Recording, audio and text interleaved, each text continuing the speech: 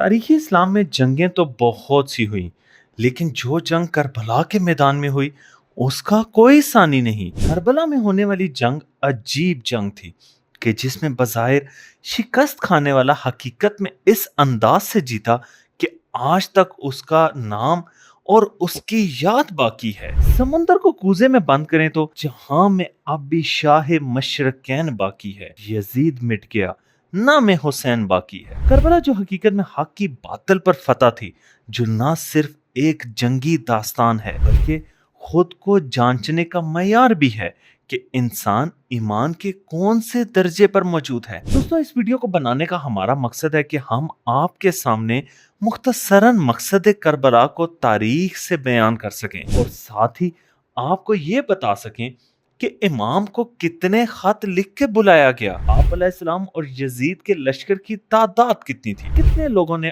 آپ کی بیعت کی، اور اس کے ساتھ امام علیہ السلام کے سپاہیوں نے کتنے لوگوں کو مارا۔ آئیے جانتے ہیں۔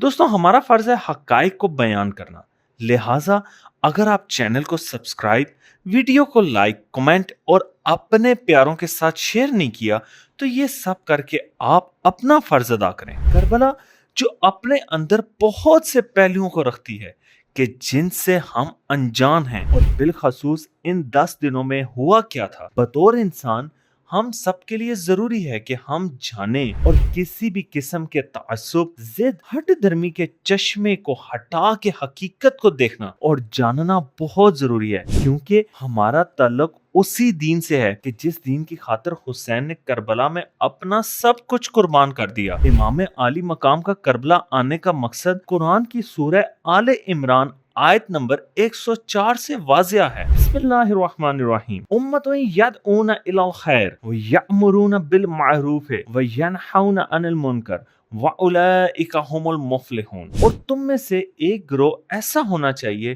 جو بھلائی کی طرف بلائیں اور اچھی بات کا حکم دیں اور بری بات سے منع کریں، اور یہی لوگ فلاح پانے والے ہیں۔ علماء اور محققین نے روایات اہل بیت علیہ السلام اور تاریخی اور کلامی تجزیوں کی روشنی میں امام حسین علیہ السلام کے قیام کے اہداف کے بارے میں مفصل بحث کی اور اس بارے میں بہت سی کتابوں کو بھی تحریر کیا ہے۔ علماء کی نگاہ کے مطابق امام علیہ السلام کے قیام کے اہداف مندرجہ ذیل ہو سکتے ہیں۔ پہلا ہدف امر بالمعروف اور نہی عن المنکر ہے۔ چنانچہ امام حسین علیہ السلام نے اس خط میں جو آپ نے اپنے بھائی محمد حنفیہ کو لکھا اور بعد میں امام علیہ السلام کے بعض خطبوں میں بھی یہ خط بیان ہوا، یہاں سے اس بات کو سمجھا جا سکتا ہے جیسے کہ امام علیہ السلام نے فرمایا، میں طغیانی اور سرکشی، عداوت، فساد اور ظلم کی خاطر مدینے سے باہر نہیں نکلا، بلکہ فقط اور فقط اپنے نانا کی امت کی اصلاح کے لیے باہر نکلا ہوں۔ میں امر بالمعروف اور نہی عن المنکر کرنا چاہتا ہوں، اور میں اپنے نانا اور اپنے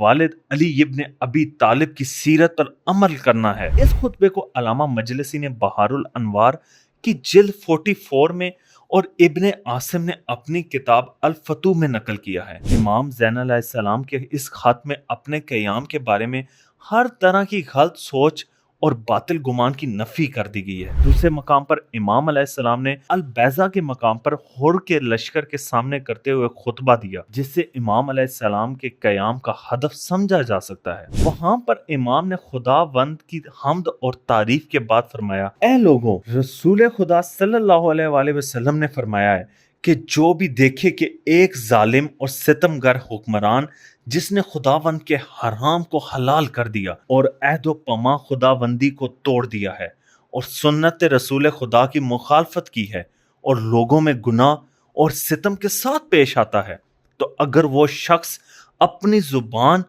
یا ہاتھ سے یہ صورتحال کو بدلنے کی کوشش نہ کرے تو خداوند عالم کا حق ہے کہ اس شخص کو اسی جگہ لے جائے جہاں پر اس ظالم حکمران کو لے جائے گا۔ یہ خطبہ تاریخ طبری نے جلد 4 میں اور کتاب الفتوح کی جلد 5 میں آیا ہے۔ یہ خطبہ امام علیہ السلام کے اسی ہدف کو بیان کر رہا ہے جو امر بالمعروف اور نہی عن المنکر ہے۔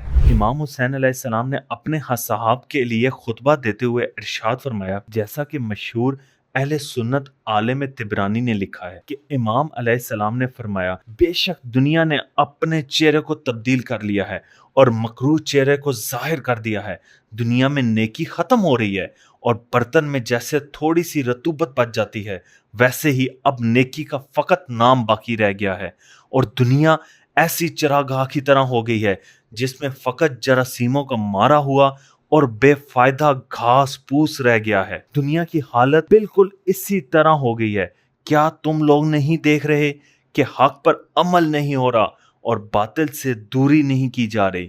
اس حالت میں تو مومن کو خداوند عالم سے ملاقات اور شہادت کے لیے مشتاق ہونا چاہیے۔ اس خطبے کو المعجم الکبیر میں بیان کیا گیا ہے۔ اب بڑھتے ہیں اگلے حصے کی جانب جو امام علی مقام کو لکھے جانے والے خطوط کی تعداد سے متعلق ہے۔ امام حسین جو اپنے کل کنبے کو لے کر مدینہ سے نکلے، وجہ شہر کوفہ کی جانب سے آنے والے خط تھے۔ ان خطوط کی تعداد کیا تھی، اس حوالے سے مختلف نظریات ملتے ہیں۔ مکہ میں کوفیوں کی جانب سے امام علیہ السلام کو ملنے والے خطوط کی تعداد مختلف بتائی گئی ہے۔ طبری نے لکھا ہے کہ خطوط کی تعداد 53 تھی، تاہم بعض معاصر محققین نے اس کی تحریر کے لفظ ثلاثہ کو مایا کی تصحیف قرار دیا ہے اور طبری کی روایات میں خطوط کی تعداد کو 150 قرار دیا ہے۔ بلاذری نے خطوط کی تعداد 50 بتائی ہے۔ ابن سعد نے خطوط لکھنے والے افراد کی تعداد 18,000 ذکر کی ہے۔ ایک جماعت نے یہ بھی لکھا ہے کہ ہر خط 1، 2 یا 4 افراد نے لکھا۔ کوفے میں حضرت مسلم ابن عقیل کے ہاتھوں پر بیعت کرنے والے کوفیوں کی تعداد مختلف تاریخی ماخذ میں مختلف نقل ہوئی ہے۔ بعض نے یہ تعداد 12,000 ذکر کی ہے، جن میں مسعودی اور سبت ابن جوزی نے یہ تعداد لکھی ہے۔ امام محمد باقر علیہ السلام سے منقول روایت کے حوالے سے بیعت کرنے والوں کی تعداد 20,000 بیان ہوئی ہے۔ ابن عاصم اور موفق بن احمد خوارزمی کے مطابق بیعت کنندگان کی تعداد 20,000 سے زائد تھی۔ ابن شہر آشوب کے بقول یہ تعداد 25,000 تھی۔ مسلم کے ساتھ قیام کرنے والے افراد کے متعلق ابن سعد اور زیبی نے لکھا ہے کہ مسلم کا ساتھ دینے والے کوفیوں کی تعداد 400 تھی۔ طبری نے بھی اس قول کو عمار دہنی سے نقل کیا ہے۔ مسلم ابن عقیل کے محاصرہ کرنے والوں کی تعداد 60، 70، 100 یا 300 بتائی گئی ہے۔ امام حسین علیہ السلام کے ساتھیوں کے متعلق روز عاشور مشہور ترین قول 72 افراد کا ہے، جس سے ابو مخنف نے ضحاک بن عبداللہ مشرقی کے حوالے سے لکھا ہے۔ اس کے علاوہ حسین بن عبد الرحمن نے 100 افراد، طبری نے 300 افراد، قاضی نعمان مغربی نے 70 افراد، اسبات الوصیہ کے مؤلف علی ابن حسین مسعودی نے 61 افراد، خوارزمی نے 114 افراد، سبت ابن جوزی نے 145 افراد اور ابن حجر حیثمی نے 80 افراد لکھے ہیں۔ عمر سعد کے لشکر کی تعداد کے متعلق 22,000، 14,000، 35,000، 28,000 کے اقوال موجود ہیں، جو بالترتیب بعض مؤرخین مثلاً شیخ صدوق نے اسبات الوصیہ محمد ابن جریر طبری شیہی اور ابن شہر آشوب سے منقول ہے۔ شیخ صدوق متوفی 381 ہجری نے اور اسی طرح محمد بن قتال شکوری نے امام علیہ السلام کے ساتھیوں کے ہاتھوں قتل ہونے والے افراد کی تعداد کچھ اس طرح لکھی ہے۔ جناب حر جو پہلے یزید کے لشکر کا سپاہی تھا، بعد میں ہدایت پا کر امام علیہ السلام کے لشکر میں شامل ہو گئے۔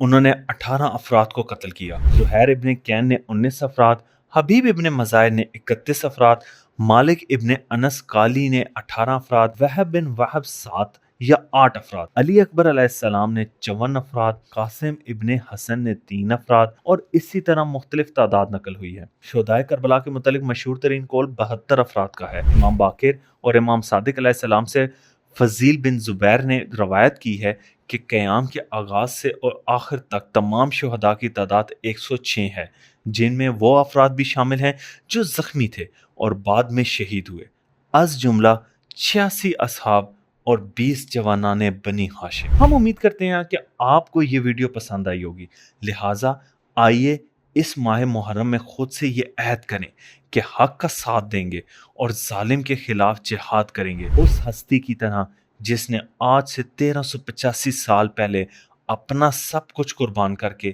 انسانیت کو زندہ رکھا اور حق کا ساتھ دیا۔ اور یہ واضح رہے کہ نواس رسول کسی ایک فرقے یا مذہب کا امام نہیں، بلکہ ہر اس شخص کا امام ہے جو باضمیر ہے۔